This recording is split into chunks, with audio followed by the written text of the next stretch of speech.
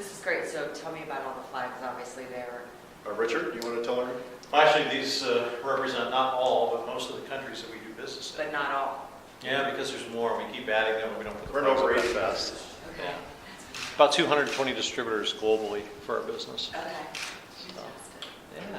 Believe it or not, we're actually growing here. Really? Unlike a lot of countries. Europe and Or countries. South America, Latin America. Sales orders that were booked, what's running on the lines, and customer issues.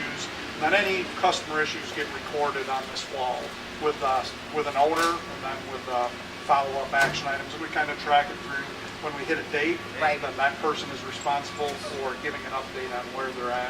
Okay. With the root cause, corrective action, that kind of stuff. Okay. All right. The traffic signal indicates our commitment to safety. Green means we've been without an incident for a period of time. We review that first and foremost every That's day. great. Yep. So, Good. you know, I'd say Congratulations. that's why it's Yep. at this top. Yep. Yeah.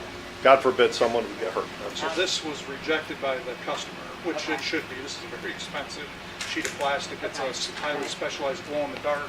So that, we send them a 2 foot by 4 foot sheet, and that was the only defect on the sheet, but it's no good. Yeah. Yeah. Missed our Yep, missed All our right. inspection. All right.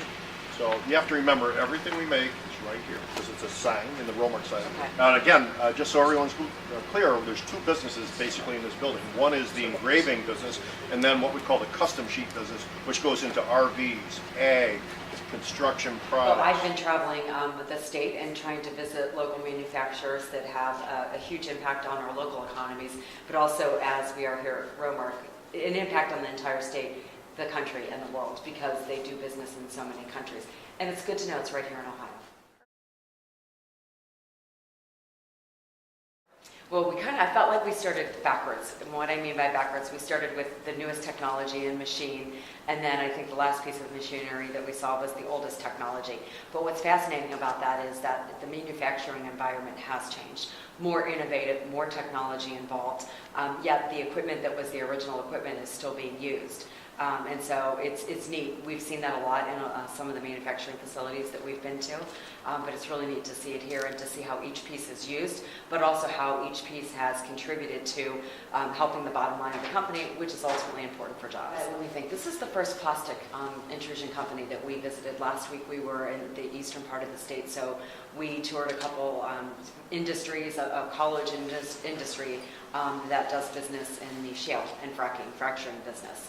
So it's interesting to go to various parts of our state, see how they're taking advantage of whatever the local assets are in the economy, and if it's the people, if it's the natural resources, what are we doing in various parts of the state to take advantage of all of those opportunities. The success of this company and what they're doing here, I think we should talk about a lot more often than we do.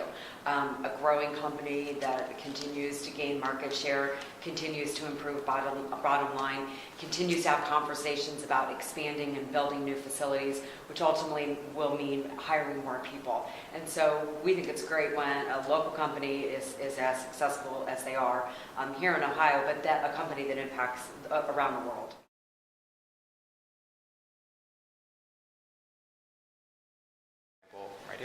Well, we had a great conversation upstairs before we started our tour and talked about our Office of Workforce Transformation.